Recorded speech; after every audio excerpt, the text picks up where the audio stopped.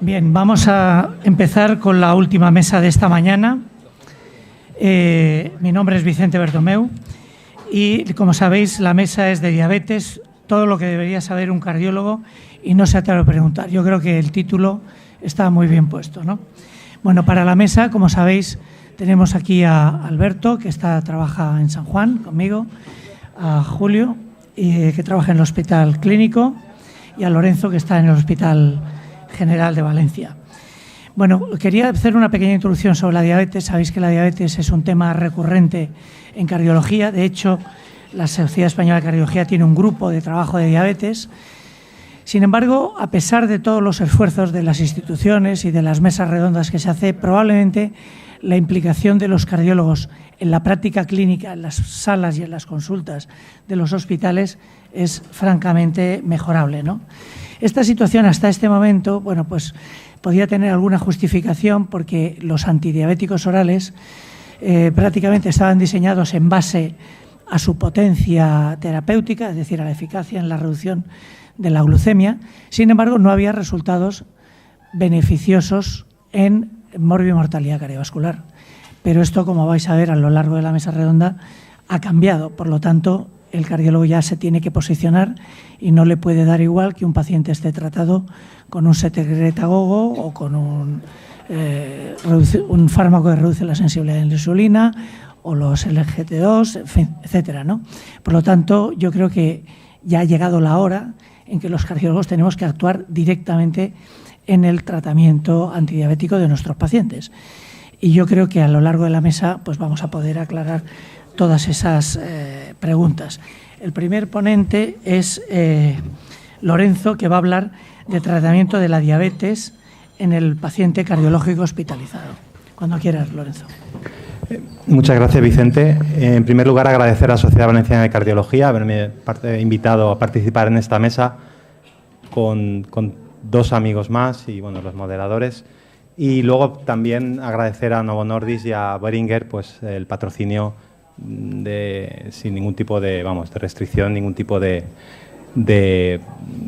solicitud por su parte. Y vamos a hablar un poco de lo que venimos hablando muchas veces en las reuniones de riesgo vascular de la diabetes desde hace más de 10 años, pero no acabamos de arrancar los cardiólogos en el manejo del paciente diabético y no, probablemente porque no teníamos lo que luego explicará Alberto y Julio, que son evidencias, como ha dicho Vicente, de mejora de morbimortalidad de esos pacientes. Tratábamos muy bien la glicada, pero se morían exactamente igual que los pacientes que no se trataban tan intensamente esa glicada. Incluso, en algunos casos, el tratamiento tan intensivo a veces empeoraba el riesgo cardiovascular de esos pacientes. Y ahora tenemos herramientas nuevas que lo han demostrado por fin y, por tanto, tenemos que ya tomar cartas en el asunto. ¿Por qué hablamos los cardiólogos de diabetes? Nosotros no vemos diabéticos solo, vemos pacientes con enfermedad cardíaca y de esos el 40%, esos son los pacientes ingresados en nuestro servicio en los últimos años, el 41% son diabéticos, de todas las causas de ingreso hospitalario en nuestro hospital, en cardiología, de los cuales el 49%, casi la mitad, tiene una glicada por encima de 7,5. Y de los no diabéticos, un 16%, si le determinamos una glicada, son diabéticos y no lo saben. Y la primera manifestación ha sido un ingreso en cardiología de su diabetes. ¿Cuál es el problema principal y que pensamos siempre en la diabetes? Para tratar la diabetes, pues durante la hospitalización lo que importa es que el paciente no me haga hipoglucemias. Y tenemos razón, porque una hipoglucemia en un paciente ingresado cardiológico puede provocar un alargamiento del QT y una taquicardia de este tipo.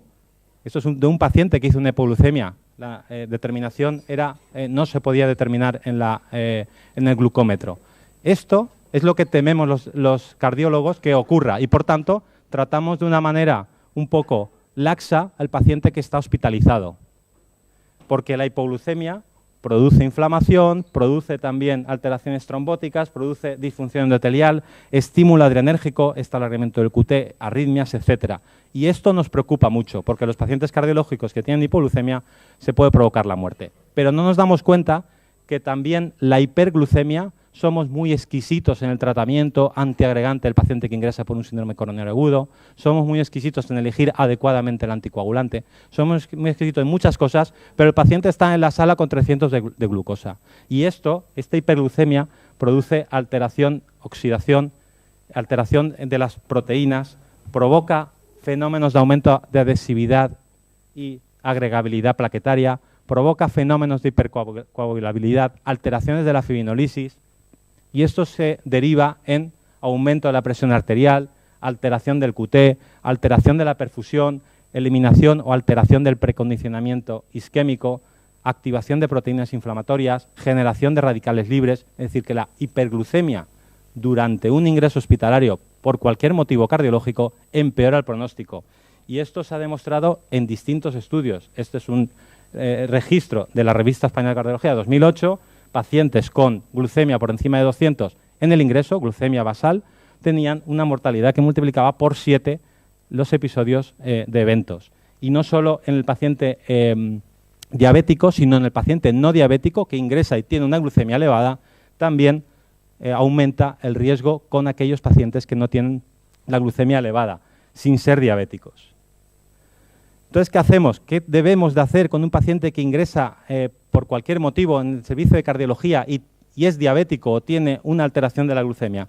Voy a poner dos situaciones clínicas. La primera es algo frecuente que vemos, un varón de 47 años, fumador, sin otros factores de riesgo cardiovascular, que ingresa por un infarto agudo sin elevación del segmento ST y llega con 373 miligramos decilitro de glucemia, sin haber conocido que era diabético.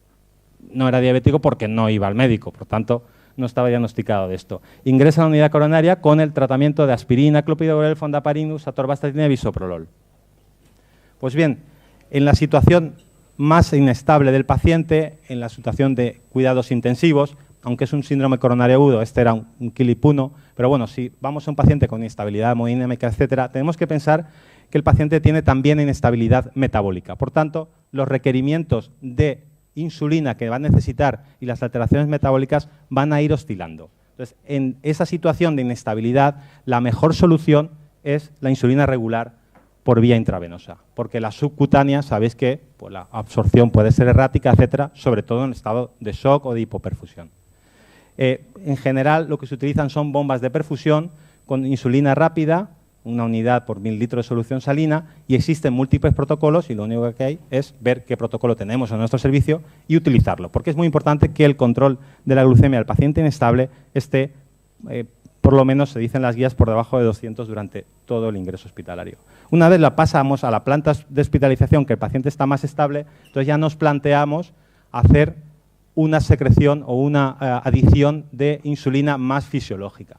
Entonces pasamos la insulina intravenosa a insulina subcutánea y bueno, en general lo que tenemos que tener en cuenta para el manejo del paciente diabético ingresado con hiperglucemia es que las pautas basales de insulina rápida, las pautas basadas en insulina rápida están completamente obsoletas, porque son nada más que reactivas, es decir, no nos podemos basar en ponerle a un paciente le sube la glucemia y le ponemos insulina rápida. Solo poner insulina cuando la glucemia está por encima de 200 o de 250, etcétera. Eso está denostado y solamente lo deberían de utilizar en nuestro hospital nadie, pero a veces lo utilizan los traumas. Por lo tanto, no estamos al nivel de trauma.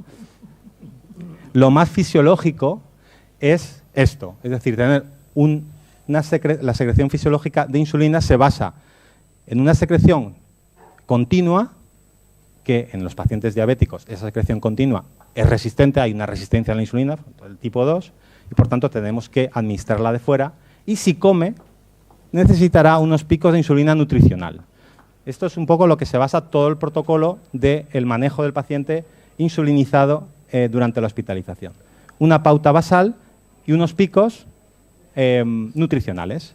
La pauta basal será con una insulina de larga duración. Habitualmente tenemos la insulina Clargina, que lo conocen todos, de Temir o de Gludec. La insulina basal es la que sustituye la secreción de insulina en situación de ayuno y vamos a utilizar Clargina, de Gludec o de Temir. Luego tendremos, si el paciente come o se nutre, tendremos llamamos insulina prandial nutricional, que es la insulina rápida que utilizaremos en cada una de las fases o cada una de las aspectos nutricionales. Y también haremos una corrección dependiendo de los niveles de glucemia del paciente. Por tanto, se basará en una insulina basal, una insulina nutricional y unas dosis correctoras.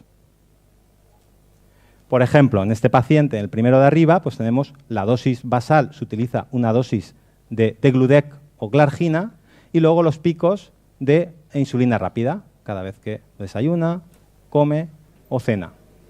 O si utilizamos Detemir, sabéis que el Detemir, la insulina rápida o la insulina prolongada de Detemir necesita 2 dosis. Por ejemplo, si el paciente no come esa mañana, la pregunta típica de la enfermera, ¿no va a comer? ¿Le pongo la insulina Glargina? Sí, porque no tiene nada que ver las necesidades basales de insulina con respecto a las necesidades nutricionales. La que no hay que poner es la insulina rápida o nutricional. Esto hay que tenerlo en cuenta. Y luego cuando coma, venga del cateterismo o lo que sea, ya se le pone la insulina pautada nutricional con la dosis correctora dependiendo del nivel de glucemia en ese momento. En general, ¿qué necesidades de insulina va a necesitar un paciente? Pues bueno, el diabético tipo 1 no es el paciente habitual que vemos los cardiólogos. Diabético tipo 2 que esté insulinizado necesitará unos 0,5 unidades por kilo o adecuar al consumo domiciliario que el paciente llevaba, porque es fácil saber lo que llevara, por tanto lo vamos a trasladar durante la hospitalización. Si el paciente era un diabético tipo 2 y estaba en tratamiento con dieta o en antidiabéticos orales, sabéis que durante la hospitalización se retiran los antidiabéticos orales y damos entre 0,3 y 0,5 unidades por kilo día. Si la diabetes no es conocida, solamente trataremos a aquellos pacientes que tengan glucemias por encima de 200, y entonces decidiremos el tratamiento también con insulina basal y picos de nutricional.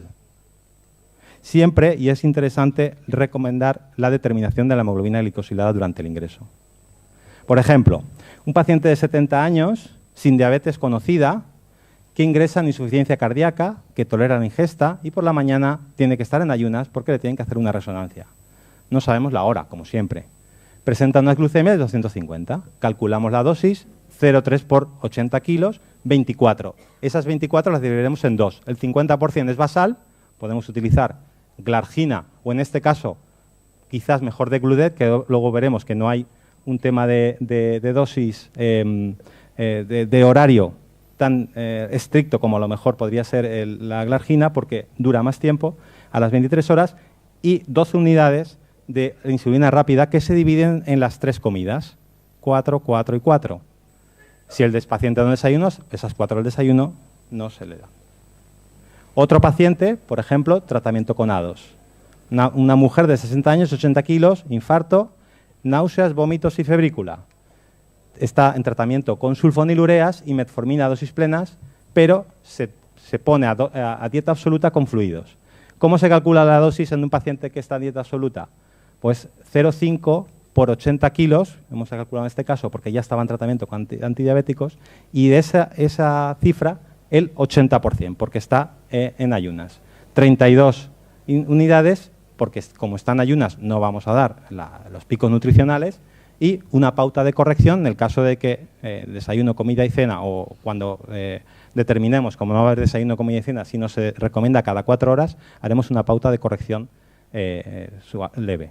Luego, si la distribución, cuando tolera la vía oral, pondremos, en vez de las 32 solo basales, sino lo dividiremos el 50%, 20 de Gludec, y las otras 20 en 3 pinchazos, o en 3 administraciones en desayuno, comida y cena, que serían las otras 20, pues 6, 6, 7 o 6, 6, 6. Otro ejemplo, un paciente con insulina, 40 años, 60 kilos, infarto, cirugía cardíaca posterior, y estaba en tratamiento, es un diabético tipo 1 con NPH y Novorapid. Generalmente ya en NPH vemos muy poco pacientes tratados así, y bueno, lo que tenemos que hacer es calculamos la dosis, 46 unidades. Si están ayunas, las 46 unidades, el 80% de las 58 que le corresponde, y si no están ayunas, pondremos la mitad de la que corresponde en Glargina, en este caso, o de Gludec, y la otra mitad la distribuiremos en las 3 comidas. La recomendación del control glucémico estará entre 90 y 130 preprandial y en torno a menos de 180, dependiendo del paciente de la estabilidad, entre los 180 o menos de 200. He hablado un poco por encima de la insulina de Gludec, que es una insulina la última en llegar y hay unas recomendaciones por parte de la Sociedad Valenciana de Endocrino que pues en los pacientes estos que tenemos ingresados y que necesitan estar en ayunas, tenemos una variabilidad en cuanto a la alimentación que tiene el paciente. Entonces, el degludec tiene una baja variabilidad y hace que sea más predecible y permite una administración diaria con flexibilidad. En el momento de administración de dosis, siempre que haya un mínimo de 8 horas entre las dos dosis de los 2 días diferentes. Es decir, yo puedo poner el degludec que le corresponde al martes a las 11 de la noche y el degludec que le corresponde al miércoles a las 9 de la mañana, sin ningún problema, siempre que hayan 8 horas de diferencia entre las dos determinaciones. Es la insulina basal idónea, esto lo pone el documento de la Sociedad Valenciana de Endocrino, porque, sobre todo en aquellos pacientes que van a tener un riesgo elevado de sufrir hipoglucemias, riesgo de hipoglucemias desapercibidas, que esto muchas veces son pacientes ancianos con insuficiencia cardíaca, etcétera, gran variabilidad glucémica y horarios irregulares. Y esto es derivado de un ensayo clínico, el DEVOTE, que comparó el degludec con insulina glargina y se vio que había una reducción significativa, casi más del 50%, de hipoglucemias nocturnas asintomáticas severas. Bueno, pues ya tenemos un poco esta parte del paciente inestable, unidad de cuidados cardiológicos agudos, insulina regular en bomba, sala de hospitalización y la determinación de la hemoglobina glicosilada y posteriormente habrá que decidir qué hacemos en el paciente del alta, que es un poco, luego Alberto probablemente y Julio hablarán de los perfiles de pacientes y qué hacemos con el tratamiento crónico. Otra situación clínica, y ya para terminar, sería el paciente que no ingresa por un problema cardiológico agudo, sino que ingresa de forma programada para hacerse un cateterismo. Entonces, el objetivo del tratamiento es disminuir el riesgo de hipoglucemia y el riesgo de nefropatía inducida por el contraste, y antes del procedimiento es importante valorar el riesgo, valorar la función renal, el estado de hidratación y siempre la glucemia capilar. Si la glucemia capilar de este paciente está por encima de 400, hay que aplazar el procedimiento y tratarlo como hemos visto del paciente inestable, es decir, con bomba de insulina y glucosado. Si está entre 300 y 400, se debe de hidratar y se administra 10 unidades de insulina rápida antes del procedimiento. Si está entre 300 y 70, hacemos el procedimiento sin hacer nada más distinto. Y si está menos de 70, pues hay que tratar esa posible hipoglucemia asintomática mediante la administración de glucosado, demorar hasta que la glucemia esté por encima de 100. Bueno, si el paciente antes de ingresar para el cateterismo está con antidiabéticos orales, se tienen que suspender los antidiabéticos orales y se administrarán 0,2 por kilo. Si están con análogo basal, misma pauta. Si está con basal prandial, pues esto hay que traducirlo. Hay herramientas de traducción de este tipo de premezclas o de insulina NPH y lo traduciremos a bolo basal, como habíamos dicho antes, y luego, después del procedimiento, se irán con la pauta que el paciente tenía. Esto sería un ejemplo típico: paciente en tratamiento con insulina glargina 46, al acostarse insulina glulisina, que es la insulina rápida, 686 y metformina, que ingresa para cateterismo. Pues bueno, el día del cateterismo se administran los 46 de insulina glargina o de degludec a la cena el día de antes, se suspende la rápida y la metformina y si toma alimentos se le da la nutricional con correcciones que correspondan a este paciente. Otro ejemplo pues sería cuando hay combinaciones en la misma inyección, que es lo que llamamos los mix. Un Malox mix 25 significa que tiene un 25% de rápida y un 75% de lenta, digamos de basal. Y este paciente tomaba 16, 10 y 14. Pues bueno, pues lo que hacemos es traducirlo y esto corresponde al 75% de la lenta, es 30 unidades que le damos como largina o degludec a las 8 de la mañana y suspendemos siempre el Humalox-Mix. Por tanto, ya tenemos un poco cerrado el círculo del paciente ingresado y ahora, una vez lo tenemos estable, tenemos que tomar la decisión de qué tratamiento le tenemos que dar para mejorar su pronóstico. Y la conclusión de mi charla es que no nos olvidemos de la hiperglucemia, porque la hiperglucemia no controlada durante la fase aguda de la enfermedad cardiovascular empeora el pronóstico de diabéticos, produce disfunción endotelial, alteraciones de coagulación, etcétera, que el control muy estricto, si nos pasamos de control, en el síndrome coronario agudo podría provocar también hipoglucemias, que en la fase aguda es razonable tener una glucemia por debajo de 200, evitando totalmente la hipoglucemia, que la única opción de control del enfermo crítico debe de ser la insulina rápida por vía intravenosa y utilizamos el algoritmo que el servicio endocrino nos haya dado o que nos haya consensuado en nuestro hospital. Tras la fase crítica durante la hospitalización, la mejor opción siempre es basal bolus, evitando la insulina rápida, esta de si tiene más de 300 tal, y no poner la basal. Y la determinación de glicada es razonable antes del alta tras el síndrome coronario agudo para ajustar el tratamiento diabético que tiene o incluso el diagnóstico precoz. Y esto era todo. Muchas gracias. En primer lugar, ¿hay alguna pregunta de la audiencia? Bien. Yo sí que quisiera preguntarle a Lorenzo, en primer lugar felicitarle por la presentación. Mis preguntas serían, independientemente de que supiéramos si el paciente es diabético o no, ¿deberíamos estudiar la glucemia en todo paciente que ingresa en la sala de cardiología? La segunda sería, ¿qué niveles de glucemia o de glicada serían necesarios para empezar el tratamiento? Y la tercera es si en los pacientes diabéticos debemos de quitarle el tratamiento que lleva oral y pasarlos a heparina en los primeros días. Insulina, perdón. Sí, yo creo que el metabolismo de la glucosa hay que estudiarlo en los pacientes que ingresan en cardiología, sobre todo si son diabéticos, pero si no son diabéticos, yo creo que también. Antes, sí que es verdad, cuando no estaba el diagnóstico de diabetes con glicada, hacíamos test de sobrecarga, pero que ahora con la glicada lo tenemos muy sencillo y muy simple. Y como he visto en la gráfica de nuestro hospital, 16% de los pacientes no diagnosticados de diabetes se diagnosticaban diabetes en ese episodio cardiovascular. Por tanto, en pacientes diabéticos, por supuesto, hay que hacer una glicada para ver si con el tratamiento antidiabético que llevaba es suficiente o hay que hacer una corrección al alta. Y en el paciente no diabético yo también promulgo que se deba de realizar porque detectamos un 16% de pacientes que no eran diabéticos. Y lo de la insulina sí, hay que quitar los antidiabéticos durante cualquier ingreso. Sí. Pasar la insulina. Cifra, menos de 200 sería la razonable durante el ingreso. 180, entre 180 y 200 sería el rango. El segundo ponente es Julio Núñez, que nos va a hablar de la diabetes, la insuficiencia cardíaca. ¿Cuáles son las últimas novedades? Bueno, a Julio ya sabéis la categoría profesional que tiene y le doy la enhorabuena por todo. Ya puedes empezar. En el contexto de la insuficiencia cardíaca, no sé si está encendido, sí.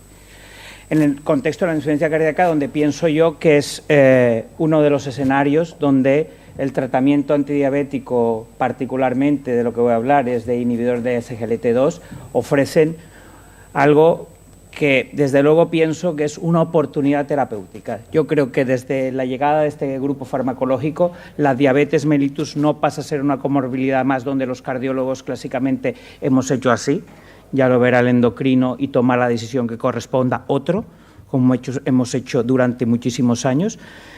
Y a partir de ahora, probablemente al ver este grupo farmacológico como una oportunidad de que el paciente mejore, yo creo que la diabetes mellitus va a ganar enteros en nuestra práctica clínica diaria. Los cardiólogos, afortunadamente, nos vanagloriamos y trabajamos durante muchos años con estrategias terapéuticas, la gran mayoría de ellas que han mostrado una reducción en eventos clínicos. Esto, desafortunadamente, hasta hace muy pocos años en diabetes mellitus no era así. Y la exigencia que se pedía desde las agencias regulatorias para que un fármaco, uno u otro, se aprobara era simplemente que mostrara un beneficio en un endpoint intermedio, que era el control metabólico, la glicada. Recordará el doctor Morel, durante muchos años, hace más de 20, 30 años, los ensayos clínicos en el contexto del infarto agudo de miocardio, que mostraban que aleatorizaban pacientes a determinado antiarrítmico para reducción de estas sístoles ventriculares. Efectivamente se reducían esta sistolia ventricular, pero los pacientes tenían más asistolia y mayor mortalidad. No vale, y ya hay muchas editoriales y muchos autores, y las agencias regulatorias así ya lo piden.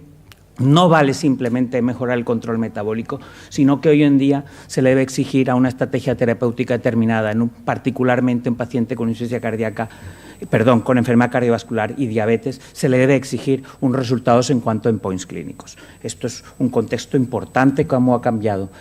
Bueno, ya lo comentó el doctor Fácil, a cómo la diabetes mellitus es una epidemia en nuestros pacientes cardiovasculares. Así, en el registro del hospital clínico, pues un 43% de los pacientes con insuficiencia cardíaca tienen diabetes mellitus. Y bueno, una de las grandes complicaciones de la diabetes mellitus, todos estos pacientes con diabetes tipo 2 tienen un control rutinario para el screening de la retinopatía, del pie diabético y tal, pero desafortunadamente no existe este screening, este estudio exhaustivo para una de las complicaciones más frecuentes, que es la insuficiencia cardíaca. Mirar cómo estos pacientes, en numerosos estudios, y aquí simplemente para la muestra un botón, la insuficiencia cardíaca es una de las complicaciones macrovasculares más importantes de la diabetes mellitus. Y lo que es más grave es que muchas veces pasa inadvertida. No solamente la insuficiencia cardíaca con función preservada, la función deprimida o ambas, sino que en muchas ocasiones pasa inadvertida por el médico que controla habitualmente este paciente. Y el paciente se diagnostica en una fase mucho más avanzada de la enfermedad, donde probablemente tenemos menos opciones de tratarlo, ¿no?, de manera adecuada. Como hemos dicho, todo esto ha cambiado con la llegada del estudio EMPA-REGAUCO. Estos fueron más de 7.000 pacientes, que luego probablemente el doctor Cordero ahondará en los resultados de este estudio. Simplemente resaltar que el beneficio más dramático cuanto a reducción de eventos clínicos en esos pacientes que administrar, recordar, era empaglifosina versus placebo, en pacientes diabéticos de alto riesgo cardiovascular, y simplemente para recordaros, gran porcentaje era de pacientes post-síndrome coronario agudo, habían tenido infarto agudo de miocardio. O sea, muchos de estos pacientes ya tenían una insuficiencia cardíaca. ¿De acuerdo? Hubo una reducción muy llamativa, muy dramática, de cerca del 35% de endpoints relacionados con la insuficiencia cardíaca durante el seguimiento, y otro endpoint de alguna manera parecido, que es una reducción del 38% de tiempo hasta la introducción de un diurético de asa, que es simplemente un marcador de que ha aparecido la insuficiencia cardíaca, ya clínica florida. Una reducción muy llamativa. Esto no solamente se vio en el estudio con empaglifosina, que también se ha corroborado en el estudio con canaglifosina. Aquí están los resultados del Canvas Trial, donde la mayor reducción de eventos fue para el endpoint de insuficiencia cardíaca. Y este es un subgrupo, un análisis publicado muy recientemente, este año en Circulation, donde se mostró que ese beneficio clínico era mucho mayor, particularmente muy superior, en aquellos pacientes ya con un diagnóstico previo de insuficiencia cardíaca. Desde un punto de vista de ortodoxia, aún no se han testado el efecto, el beneficio clínico de este grupo farmacológico en pacientes con diabetes mellitus e insuficiencia cardíaca establecida. Los ensayos clínicos están en marcha, pero analizando lo que vemos, la evidencia disponible, tanto los subestudios del Canvas como del EMPA-REG y otros estudios observacionales con miles de pacientes, se constata que, primero, la reducción es más llamativa para eventos relacionados con insuficiencia cardíaca, y parece ser que el beneficio es o al menos homogéneo o de mayor magnitud ya cuando el paciente tiene una reducción, un diagnóstico establecido de insuficiencia cardíaca. Este es otro metaanálisis muy reciente donde se compara la eficacia clínica en cuanto a endpoints de cerca de 200.000 pacientes y se compara los ISGLT2 versus todos los antidiabéticos orales que conocemos. Hágase la comparación que se haga, este grupo farmacológico muestra una reducción muy llamativa, muy dramática en cuanto a endpoints clínicos. No puede ser que en este país el 60-70% de los pacientes estén tomando unos fármacos que se llaman DPP-4, que son caros y que hasta el momento no estamos discutiendo si producen mal o no hacen nada en cuanto a endpoints clínicos. Y desde luego los cardiólogos no podemos seguir poniéndonos las manos sobre los ojos, diciendo que eso tomará esa decisión otro, cuando probablemente el hecho de decidir si un paciente requiere este tratamiento o no, probablemente tiene una repercusión en cuanto a endpoints cardiovasculares. Bueno, y la gran pregunta es, ¿cuáles son los mecanismos por los cuales este grupo farmacológico mejora el pronóstico y cuál es la evidencia que tenemos disponible en pacientes diabéticos con diabetes tipo 2 con insuficiencia cardíaca establecida? Obviamente, no hay una evidencia sólida, no hay robusto. Aquí simplemente presentaremos datos preliminares o incluso hipótesis o simplemente opiniones de expertos. Bueno, ¿Mediante qué mecanismos? El primero y el que considero yo más importante probablemente es su efecto natriurético. No olvidemos que esto tiene un efecto glucosúrico y todo lo que sea pérdida de glucosa por la orina tiene un efecto diurético osmótico, pero además de eso, también todos conocemos cómo estos fármacos tienen un efecto nefroprotector a largo plazo.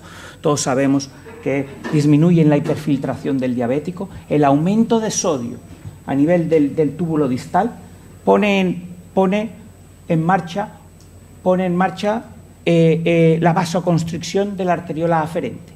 Y esto, en cierto modo, disminuye la filtración, que es uno de los grandes problemas por los que tienen los diabéticos y que aumentan el riesgo de pérdida de nefronas con el tiempo, la hiperfiltración. Por tanto, estos fármacos producen una disminución de la hiperfiltración, de la presión dentro del glomérulo y a largo plazo preservan mejor la función renal. Parte de este beneficio clínico podría ser por ahí. Pero esto es a largo plazo. A corto plazo hay un efecto claramente natriurético, claramente diurético, y también se postula un efecto a nivel miocárdico, a nivel metabólico. Al cambiar el metabolismo, que es básicamente de obtención energética mediante la glucólisis de un paciente con insuficiencia cardíaca, aquí se le ofrece un cambio de sustrato energético.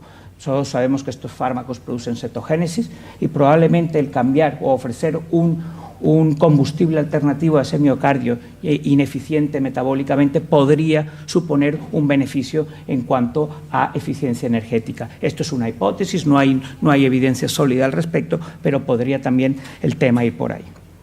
Además de ello, su efecto natriurético, su efecto diurético no es solamente un efecto glucodependiente, y ahí viene a especular el potencial efecto beneficioso de este grupo farmacológico en los no diabéticos, en pacientes con insuficiencia cardíaca y no diabetes, que eso es una gran esperanza, que esto puede servir para el gran espectro de pacientes con insuficiencia cardíaca. Todos sabemos, o hay evidencia que inicialmente que no es muy sólida, pero hay evidencia de que este grupo farmacológico también produce una inhibición importante en el cotransportador sodio-hidrogeniones, promoviendo la natriuresis proximal, que es muy importante y luego comentaremos. Bueno, y todos estos datos de natriuresis, porque este señor ahora viene a intentar convencernos de que este es otro tipo de diurético alternativo y que esto, en cierto modo, produce ventajas a nivel pronóstico. Mirad, este es su análisis muy recientemente publicado del EMPA-REC-AUCOM.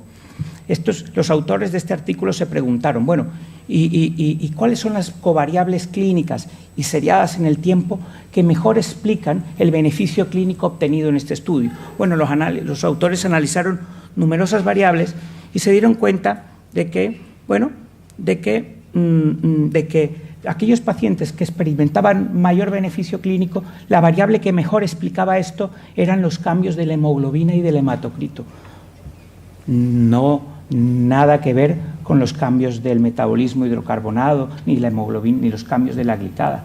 Sobre todo, en gran medida, era explicado por los cambios de la hemoglobina y hematocrito. ¿Y qué pasa? Que este grupo farmacológico produce una eritropoiesis muy potente. No, mirar cómo los cambios son muy precoces de hemoglobina y de hematocrito. Y esto, todos los que trabajamos con insuficiencia cardíaca los conocemos. Esto se llama hemoconcentración. Cuando un paciente tiene una diuresis, aumento de la diuresis y un aumento importante en la natriuresis, todos los pacientes pasan de 10 de hemoglobina a 11,5, 12, todos lo conocemos, el efecto de la hemoconcentración por la natriuresis, por la diuresis. Y mirar, lo mismo ocurre, por ende, ven cómo los factores que mejor predicen el beneficio clínico son todos esos cambios que probablemente están relacionados con la volemia, con la congestión de los pacientes. Este es otro estudio muy recientemente publicado por nuestro grupo que va en el mismo sentido. Estos son pacientes con insuficiencia cardíaca y cierto grado de congestión sistémica. A estos pacientes se les hizo una ergospirometría basal y se les repitió la ergospirometría a 30 días. Eran pacientes óptimamente tratados con su tratamiento de insuficiencia cardíaca, a los cuales eran diabéticos y se les adicionaba empaglifosina 10 miligramos. ¿Qué ocurrió con la capacidad funcional de esos sujetos? Bueno, aquí está el tratamiento, todos obviamente tratados con diuréticos de ASA, en un porcentaje muy llamativos, además ya tratados con tiazidas, o sea, pacientes avanzados, y tratamiento pues estándar de su enfermedad. ¿Qué pasó al mes?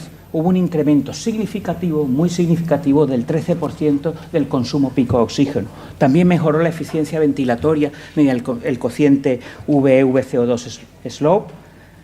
Hubo una mejoría muy llamativa de la calidad de vida evaluada mediante el Minnesota, mirar el cambio dramático, muy significativo, y hubo un aumento también significativo de la distancia recorrida en 6 minutos. Y esto a 30 días. Solamente un cambio hemodinámico me ofrece este tipo de resultados. No hubo cambios significativos en la glicada. Y mirar, bueno, todos sabemos que trabajamos nosotros con un marcador objetivo, un biomarcador de congestión desde hace mucho tiempo, que es el marcador, el antígeno carbohidrato CaOC5, y bueno, mirar cómo el CaOC5 al mes mejoró significativamente, se redujo. Todos datos que apuntan a que en gran medida el efecto beneficioso de estos fármacos se debe a el cambio, a una reducción de ese estado congestivo, ese estado de hipervolemia.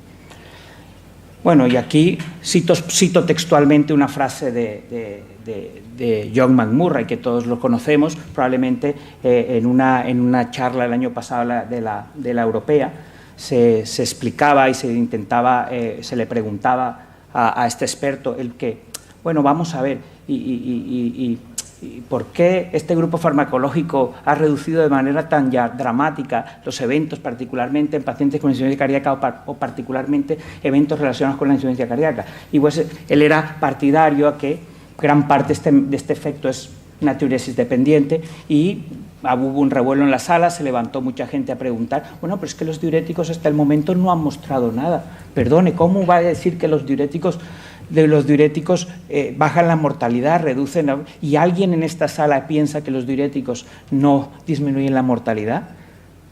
No hay fármaco que disminuya más la mortalidad y disminuya más y cambie más la historia natural de la enfermedad que los diuréticos. Probablemente lo que refleja el que un paciente lleve diuréticos y dosis más altas es un estado mucho más avanzado de la enfermedad. Hasta ahora, hasta el momento, desgraciadamente, nadie se pone con ensayos clínicos a evaluar realmente qué tipo de estrategia diurética es mejor o no, porque probablemente hay un sesgo comercial al respecto muy importante. No interesa, esto no interesa, salvo a gente que le salve interesada y metida en el tema, ¿no? Entonces, John McMurray preguntaba, ¿y alguien de aquí cree que los diuréticos no cambian la historia de la enfermedad? Todo el mundo callado, obviamente. Porque probablemente los que piensen lo contrario deberían estar empezando a hacer ensayos clínicos de retirada de diuréticos en pacientes con insuficiencia cardíaca avanzada, y nadie lo hace. Nadie se atreve. Eso es probablemente como pedirle un paracaídas, un ensayo clínico demostrando que si los paracaídas salvan vidas. Nadie, obviamente, ni siquiera se lo plantea. Y bueno, ¿y por qué es un diurético diferente? ¿Por qué probablemente pueda ser ese efecto diurético diferente y beneficioso que pueda ser aditivo a lo que ya tenemos? Mirar, el mecanismo de acción, y ya estoy terminando. Los SGLT2 producen, son fármacos que producen una disminución de la reabsorción de sodio a nivel proximal.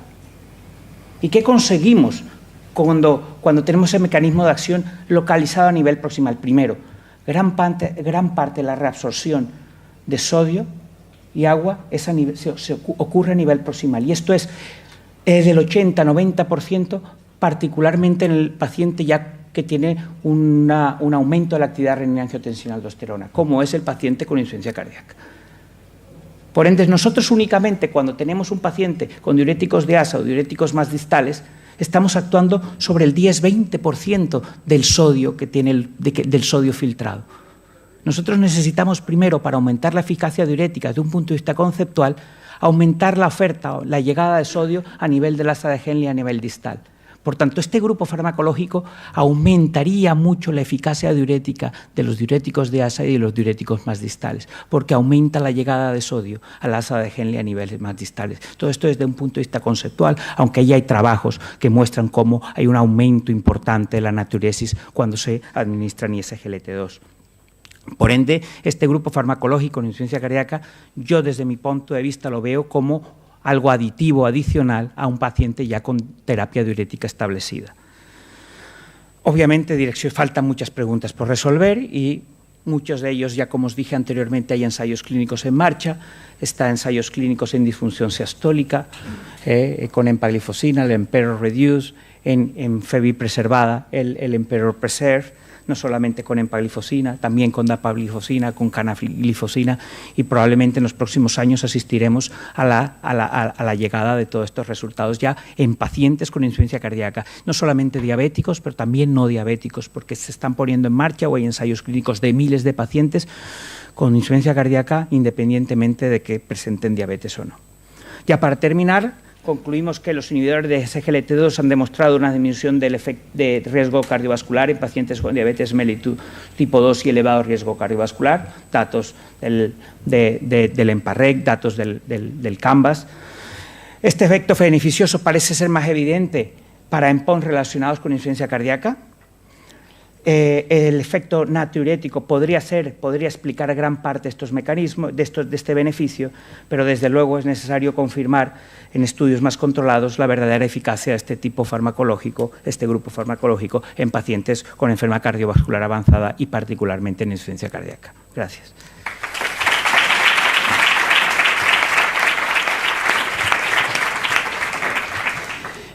Bueno, muchas gracias, Julio. Te felicito efusivamente por tu charla y por todas las condiciones adicionales. Y te quería hacer una pregunta. Vamos a ver, a mí siempre me ha sorprendido en la comercialización de la empaglifosina, ¿no?, que sale el estudio, pero luego por la normativa de las agencias regulatorias el laboratorio no puede presentarlo, no se comunica, a los cardiólogos parece que nos lo presentan de una forma casi a escondidas, ¿no?, pero no lo digas, tal. Cuando nosotros muchas veces hablábamos, ¿no?, decir, bueno, yo he hablado con algunos delegados, decir, pues bueno, nos estamos habituados a tener ensayos clínicos que tengan una reducción de 35%, resultados en mortalidad cardiovascular mucho mayores que en fármacos antiagregantes o anticoagulantes, o antiarrítmicos, ni te cuento, ¿no? Bueno, y luego ya la segunda cosa que también me afecta mucho es que cuando salen las guías, dices tú, bueno, la guía de la ADA con estos resultados del EMPA-REC y luego del CANVAS, bueno, pues lo van a poner en un segundo o un primer escalón, ¿no? Sin embargo, sigue siendo la metformina. La metformina clásicamente está contraindicada en los pacientes con insuficiencia cardíaca, aunque nadie le hace caso, probablemente por suerte. Probablemente, bueno, yo te pregunto, vamos a ver, si la metformina costara 50 euros o dólares, ¿tú crees que estaría en el primer escalón de las guías? Y en segundo lugar, tú, en un paciente con insuficiencia cardíaca, ¿cómo empezarías a tratar a un paciente nuevo o un paciente que esté con metformina ya y que no se alcance el objetivo? Muy bien. Tu pregunta es muy pertinente, realmente, pues la evidencia que sustente cuál es el tratamiento antidiabético óptimo en pacientes con insuficiencia cardíaca está basada en subestudios observacionales o subestudios de los clinical trials.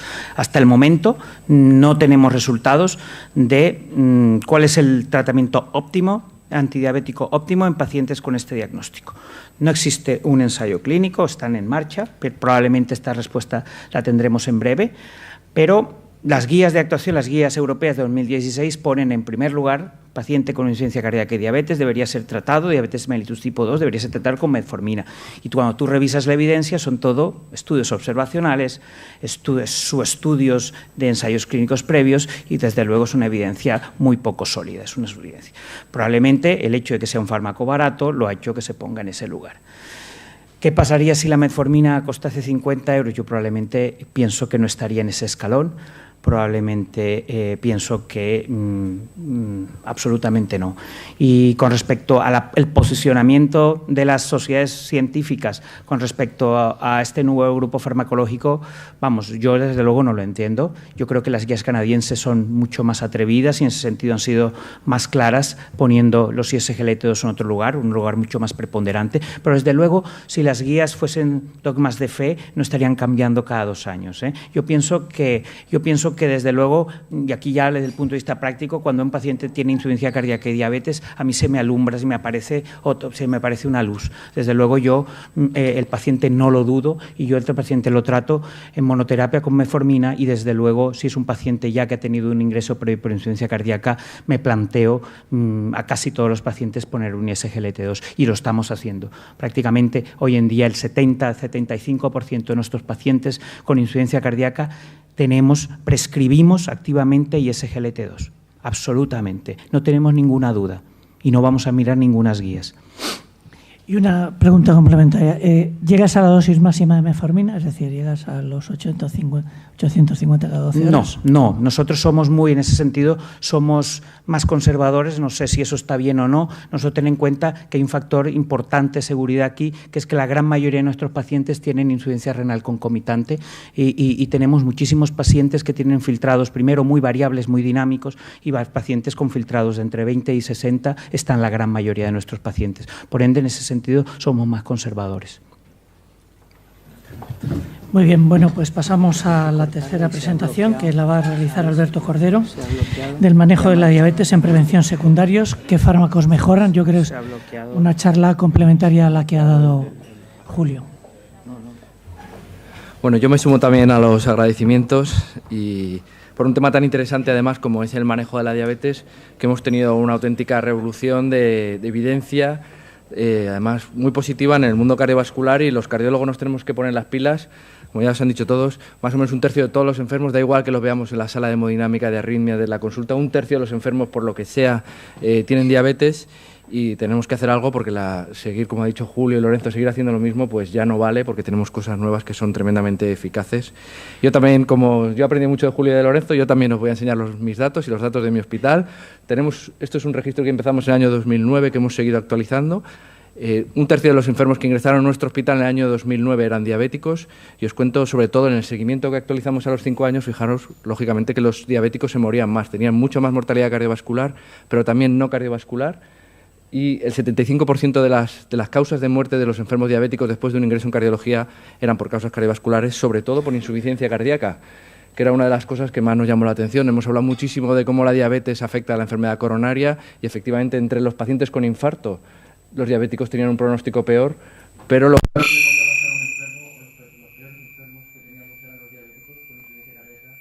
también los no diabéticos, pero sobre todo los diabéticos con insuficiencia cardíaca tenían una mortalidad de más del 60% a 5 años, y esto realmente nos obliga a recapacitar lo que estábamos haciendo.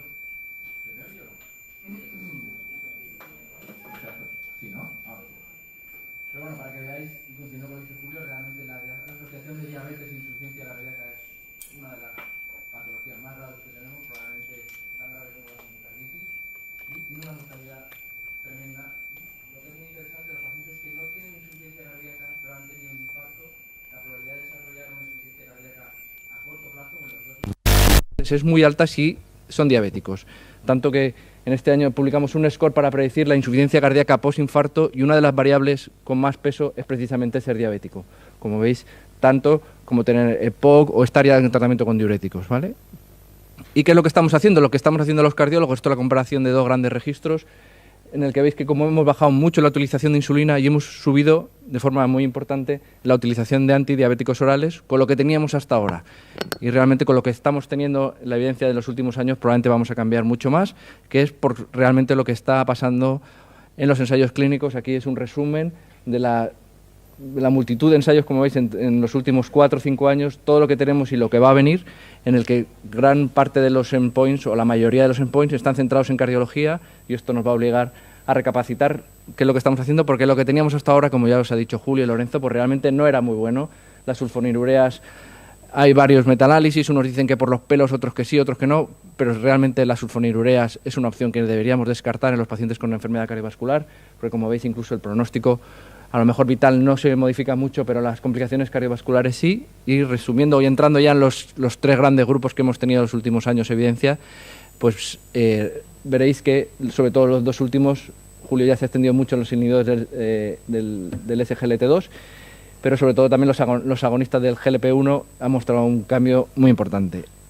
Soy igual de crítico que Julio, a lo mejor no tanto con los inhibidores del DPP4, que conocéis bien, su mecanismo de acción y, como sabéis, los estudios que se han publicado en los últimos años han demostrado la seguridad cardiovascular, que es lo que se les exigía hasta hace no mucho, simplemente demostrar seguridad cardiovascular, pero como veis no reducen los endpoints de ninguna manera en el tratamiento activo.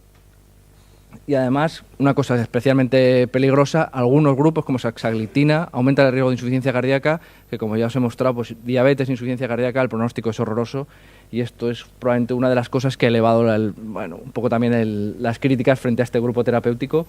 Los inhibidores del SGLT2 son sin duda una de las revoluciones y una de las cosas que tenemos que tener en cuenta en la cardiología. Ya os he explicado, Julio, muchos de los mecanismos de acción, muchas de cosas que no sabemos probablemente las vamos a seguir aprendiendo en los próximos años. Y la revolución fue realmente la publicación en el 2015 del EMPA-REG, ya lo conocéis de sobra, ya os lo ha contado Julio, sobre todo reducción en el endpoint, en todos los endpoints, especialmente en la insuficiencia cardíaca. Y, como veis, no tanto o no tiene ningún efecto a nivel aterotrombótico, los endpoints aterotrombóticos como pueden ser el infarto o el ictus. O sea que el mecanismo de acción, como ya os he contado, probablemente va mucho más relacionado con la volemia o cómo modifica un fármaco no antidiabético, modifica la volemia, y esto es tremendamente interesante. En la cardiología, como veis, no parece tener un efecto sobre la aterotrombosis y tampoco parece que el efecto tenga mucho que ver con el metabolismo, porque el efecto fue muy similar independientemente de los valores de hemoglobina glicosilada de los que partían. Además, no solo mejoran el pronóstico cardiovascular, sino que mejoran la función renal, y esto me lo voy a pasar porque me ha dicho Lorenzo que tengo 3 minutos, porque vamos muy mal de tiempo, por eso intento ir tan rápido, y ya lo ha contado Julio muy bien. Sabéis que después del EMPA-REG tuvimos el CANVAS con canaglifosina, con efectos prácticamente similares, también una reducción del 14% en el endpoint primario, o sea que parece que todo va en el mismo sentido. Igualmente, un beneficio fundamentalmente guiado por la reducción de la insuficiencia cardíaca y ningún efecto en los endpoints aterotrombóticos de infarto, sobre todo, como veis, mortalidad y insuficiencia cardíaca, o sea, unos efectos muy positivos y una alerta, probablemente dicen que incluso por azar, pero como sabéis, hubo un aumento de fracturas y de efectos de amputaciones y efectos secundarios, lo que se llama ahora los males, ¿no? Efectos de las extremidades inferiores, con lo cual hay cierta alerta con la canaglifosina, y por eso hoy por hoy los inhibidores del GLT2 están muy bien posicionados. Como veis, las recomendaciones son prácticamente en prevención secundaria para todos los pacientes, especialmente si hay insuficiencia cardíaca, con la única alerta de los efectos secundarios en el aumento de infecciones urinarias o los pacientes que tienen una disfunción renal avanzada, en los que se recomienda no utilizar o por lo menos esperar un efecto inferior. Como ya os ha explicado Julio, el efecto depende del filtrado glomerular. Si tenemos el filtrado glomerular por debajo de 30, el efecto va a ser prácticamente nulo. Si está entre 30 y 60, el efecto es menor. Esto no significa que no se puedan utilizar, pero sí que es verdad que el efecto que podemos esperar es más bajo. Tenemos el EMPA-REG y el CANVAS ya publicados. El de CLER se ha parado justo esta semana. No tengo la nota de prensa porque se nos ha comunicado así un poco de pasillo. El estudio con dapaglifosina, que es la molécula de Astra, se ha parado esta semana, precozmente, probablemente porque los resultados son positivos, y se va a comunicar en marzo en la ACC, en el año 2009, tal y como 19 como estaba previsto, y veremos qué pasa, pero parece que los resultados también van a ser positivos, y hay otra molécula en marcha que no sé ni pronunciarla, así que no la voy a contar. Y por último sí que quería entrar los inhibidores, los agonistas del SGLT1, la última molécula o la última familia terapéutica en el tratamiento de la diabetes, que también sabéis que ha tenido unos resultados positivos y muy beneficiosos en el campo de la enfermedad cardiovascular, publicados en el New England, como todos estos grandes ensayos, con una reducción en el endpoint prácticamente igual que los inhibidores del SGLT2, una reducción del 13% en el endpoint primario, y sin embargo con un perfil de beneficio muy diferente. No hay efecto en la insuficiencia cardíaca y sí que hay un efecto en la mortalidad cardiovascular, y una tendencia en el stroke y en el infarto. Pero como veis, la insuficiencia cardíaca parece que el liraglutide no tiene nada que ver, o desde luego, como habéis visto en las curvas de antes, el mecanismo no es igual y el beneficio probablemente va por otra vía. Y como veis, además, el beneficio tarda un poco más en aparecer, y esto parece que recuerda un poco más a los estudios con estatinas o los estudios con fármacos cardiovasculares. No es tan espectacular como los diuréticos o las curvas que os ha enseñado Julio, o los datos del EMPA-REG. O sea que parece que los mecanismos no son iguales, y de hecho incluso en el análisis por subgrupos, que sabéis que esto hay que tomar un poco por los pelos, los pacientes con un filtrado por debajo de 60 tuvieron más beneficio, exactamente al revés que los inhibidores del SGLT2. O sea que son mecanismos realmente muy diferentes, en situaciones muy diferentes, pero al final el beneficio que encontramos en los endpoints primarios con las dos moléculas son muy parecidos. Además del liraglutide tenemos el semaglutide, que es básicamente la misma molécula, pero de administración semanal. Sabéis que estos son fármacos subcutáneos, esto no son pastillas, son fármacos subcutáneos, que es el liraglutide una vez al día, el semaglutide, que todavía no está comercializado, pero lo vamos a tener próximamente, es de administración semanal, una estrategia muy interesante. Y como veis, también los resultados son todavía incluso superiores en semaglutide, con una reducción del endpoint primario muy importante, una tendencia a reducir esta vez sí el ictus y el infarto. No hay, parece que, cambios en la insuficiencia cardíaca, así que veremos qué pasa con semaglutide, pero se va a posicionar de una forma también muy importante. Y, sin embargo, una molécula de esta familia terapéutica, el lisinatide, se suspendió el ensayo. Como veis, las curvas son exactamente iguales, no hay ningún beneficio en el tratamiento con esta molécula y es una molécula que no vamos a tener posibilidad de utilizar. Así que realmente en esta familia, de los inhibidores, de los agonistas del SGLT1, gracias al sustain y al líder, son liraglutide y semaglutide los que podemos utilizar, desde luego ya liraglutide en práctica clínica, que sabéis que está disponible. Así que probablemente tenemos que cambiar el paradigma del tratamiento de la diabetes, que ya ha contado un poco Julio. Realmente tenemos que olvidarnos del control metabólico de la glicosilada, sino, en base a la evidencia que tenemos tan aplastante con los nuevos fármacos, buscar el perfil del enfermo en el que cuál es la principal amenaza de nuestro paciente diabético. Como he tratado de mostraros, en Parrec o en paglifocina o los inhibidores del SGLT2 tienen un gran beneficio en la hospitalización por insuficiencia cardíaca, y esto no se ve tanto con el liraglutide, aunque el liraglutide y el semaglutide también tienen un beneficio cardiovascular de una forma muy importante. Esto se resume muy bien en una editorial del JAC, que de hecho no he ni cambiado la diapositiva, que trata de decir esto mismo realmente. Si el paciente creéis que su perfil de riesgo es la aterogénesis, y su principal amenaza pensáis que va a ser un ictus o un infarto, los agonistas del GLP-1 probablemente serían el fármaco de elección para este paciente diabético. Si su problema actual o a corto plazo pensáis que va a ser la diabetes, probablemente muchos pacientes, no es la diabetes, es la sobrecarga de volumen, la insuficiencia cardíaca por hipertrofia ventricular izquierda, por la fibrosis o lo que sea, probablemente el fármaco ideal sería iniciar con un inhibidor del SGLT2. Os recomiendo esta editorial del JAC, que lo explica muy bien, y ya recapacitar cuál es realmente el pronóstico asociado a la insuficiencia renal, o cómo la insuficiencia renal nos puede hacer elegir también el fármaco de antidiabéticos oral. Esto es un trabajo que estamos ahora en marcha, que hemos juntado 3 cohortes de pacientes con cardiopatía isquémica crónica, más de 3.000 enfermos, más de 1.000 son diabéticos. Realmente el pronóstico se relaciona, como sabéis, muy bien con el filtrado glomerular. Por debajo de 60 están el 40% de los diabéticos. Aquí podríamos replantearnos qué estrategia hay que hacer. Por debajo de 15 no tenemos hoy por hoy evidencia de casi ninguna de las moléculas.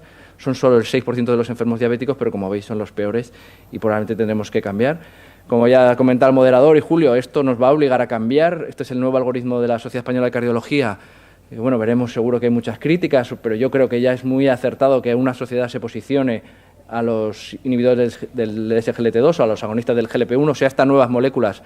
Sí que es verdad que junto a metformina, probablemente esto no lo vamos a conseguir desplazar fácilmente, y desde luego no desde la Sociedad Española de Cardiología, pero fijaros cómo tienen en cuenta cuál es el beneficio cardiovascular que esperamos, cuál es el filtrado glomerular, y a partir de aquí ya hacen una recomendación posicionando estos nuevos fármacos, desde luego, como la segunda estrategia, incluso desde el principio, para los pacientes de muy alto riesgo, y luego pues ir escalando realmente en fármacos que tienen menos evidencia, pero que sabemos que al fin y al cabo pueden hacer algo. Así que, por conclusión, estas 3 nuevas moléculas realmente todos han demostrado seguridad cardiovascular. Ya hemos alejado, parece, la sospecha de que los tratamientos de la diabetes pueden ser malos a nivel cardiovascular, y la evidencia de empaglifocina y liraglutide, sobre todo en la reducción de enfermedades y en las complicaciones cardiovasculares, nos debe hacer probablemente recapacitar y ponerlas como la primera estrategia terapéutica para nuestros pacientes. Nada más, muchas gracias. Bueno, voy para allá, ¿no? Muy bien, Alberto. Enhorabuena por tu presentación, aunque a veces el ir detrás de 2 personas tan brillantes como los que te han precedido, pues a veces es un hándicap, ¿no? Por eso la pregunta no va a ser solamente para ti, pero va a ir en relación a los fármacos que mejoran, ¿no? El hecho de que en el organismo no esté nada suelto, sino que todo esté interrelacionado, el metabolismo de la insulina tiene que ver mucho con el del glucagón y viceversa, y esto al final pues puede producir una inflamación, ¿no? Y ahí voy yo. En muchos papers, como dicen ahora los más modernos, consideran que las estatinas, dicen a veces que es el mejor fármaco antidiabético que hay, ¿no? Sin embargo, las estatinas suelen aumentar la glucemia. ¿Qué opinión tenéis vosotros? ¿Hay que darle, no hay que darle? Porque ya la diabetes es un gran problema para la arteriosclerosis. Creo que sí que es verdad que hubo una polémica ahora, no sé, 6, 7, 8 años, que se demostró que algunas estatinas podían aumentar la glucemia con respecto a no dar estatinas en los brazos de placebo.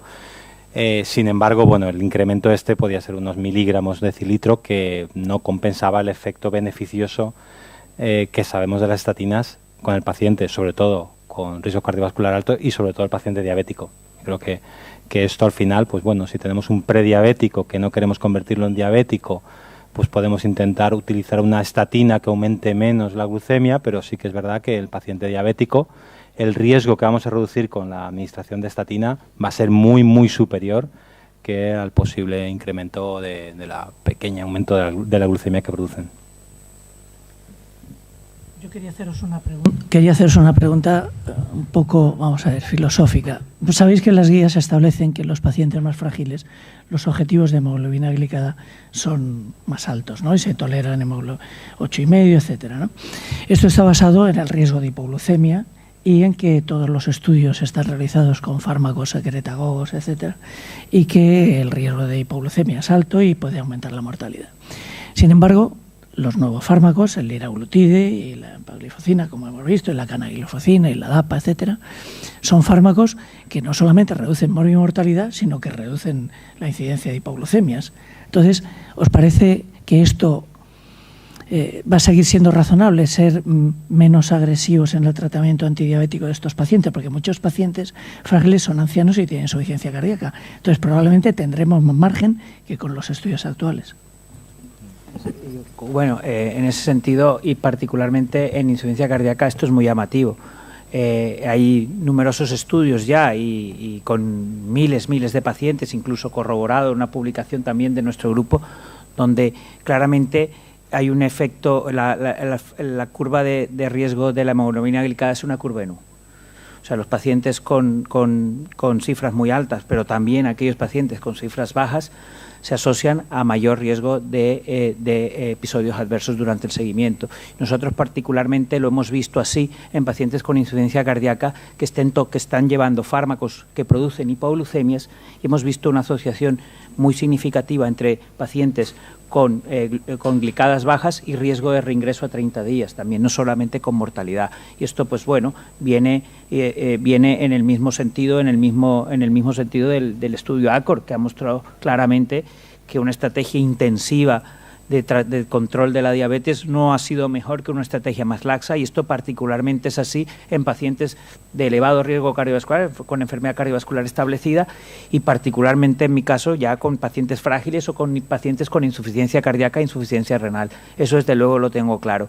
Y una de las propiedades más atractivas de los nuevos fármacos es que son eficaces y no producen hipoglucemias. Este es el principal problema. En nosotros en insuficiencia cardíaca, una de las intervenciones que hacemos más en diabetes es reducir dosis de insulinas.